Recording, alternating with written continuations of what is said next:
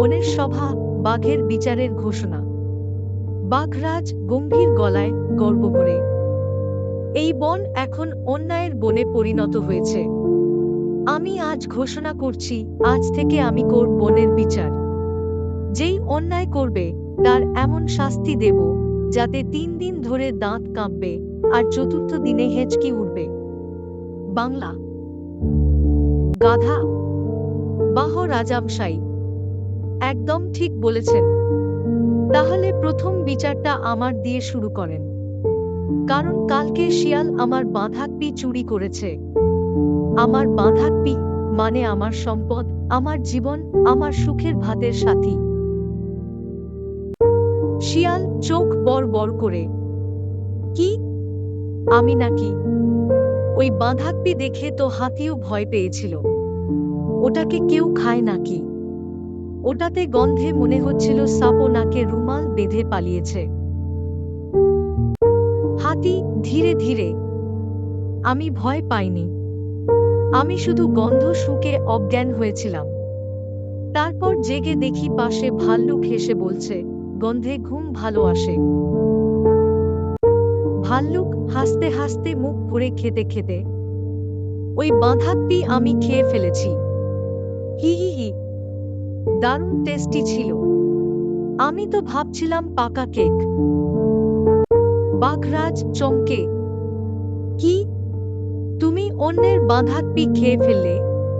তাহলে তোমার শাস্তি, কাল সকাল পর্যন্ত বাঁধাকপির বাগানে পাহারা দিতে হবে, কিছু খাওয়া যাবে না। ভাল্লুক, ও রাজা, আমি তো পাহারা দিই খেতে খেতেই। খাওয়া ছাড়া আমি পাহারা দিলে আমি পাহারায় নয়, পাহাড়ে পড়ে যাব। গাধা হাসতে হাসতে, বাহ রাজামশাই, আপনি যদি বিচার দেন তবে বনের সবাইকে হাসপাতালে ভর্তি হতে হবে হাসির কারণে। শিয়াল, রাজামশাই, আমারও অভিযোগ আছে। গাধা আমাকে চোর শিয়াল বলে ডাকে। আমার মানহানি হয়েছে। আমি চোর নই, আমি সংগ্রাহক, খাবারের সংগ্রাহক।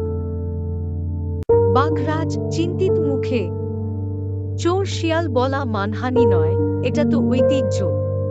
প্রাচীন ইতিহাসে লেখা আছে, যেখানে শিয়াল সেখানে চুরি কিছু না কিছু হই। গাধা, আমি সত্য বলেছি।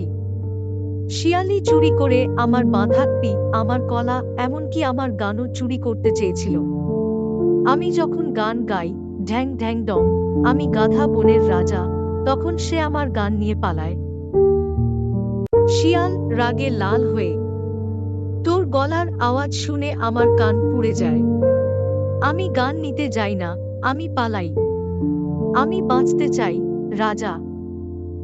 হাতি ধীরে ধীরে চোখ বন্ধ করে, আমার মনে হয় গাধার গান শুনলে ঘুম ভালো হয়। মানে? হুম, যদি না গলা হাঁড়ির ভেতরে থাকে। বাঘরাজ রায় ঘোষণা করে, এই মিথ্যা অভিযোগের জন্য শিয়ালকে একদিন গাধার গান শুনতে হবে। এটাই সবচেয়ে বড় শাস্তি। শিয়াল চিৎকার করে, না রাজা, আমাকে মেরে ফেলেন। আমি গান শুনে মরতে চাই না। ওই গাধার গলা মানে বজ্রপাতের ভিতরে ব্যথা। গাধা, ঠিক আছে রাজামশাই, আমি এখনই গাইতে শুরু করি। ঢ্যাং ঢ্যাং ডং, আমি গাধা বনের রাজা, আমি গাধা বনের রাজা। শিয়াল, আহা, বাঁচাও, আমার কান, আমার জীবন, এই বন আমার শত্রু। হাতি, রাজামশাই, আমি অভিযোগ করছি ভাল্লুকের বিরুদ্ধে।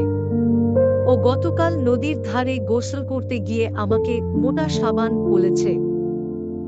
ভাল্লুক হাসতে হাসতে, ওরে বাবা, আমি তো বলেছিলাম মোটা সাহেব, ভুল শুনেছে।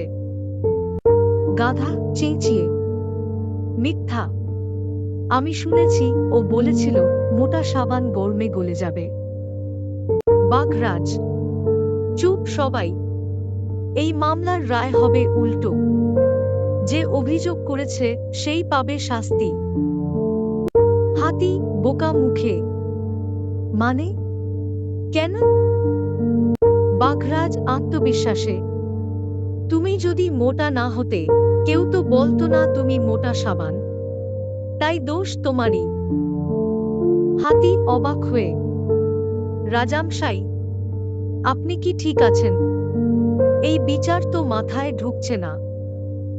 শিয়াল চুপি চুপি, এই বনটা সত্যি বিচারবিহীন বন হয়ে গেছে।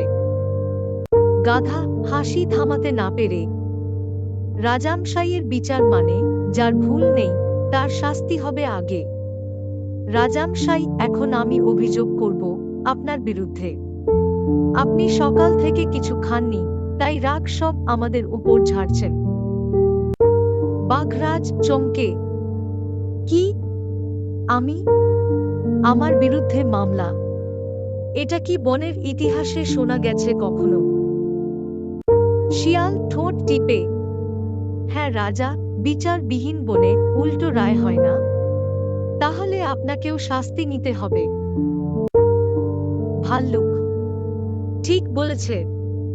রাজামশাইয়ের শাস্তি হচ্ছে আজ আপনি আমাদের জন্য রান্না করবেন। হাতি চুপি চুপি, আমি আগেই বলে রাখি, রাজা যদি রান্না করে আমি ডায়েট শুরু করব।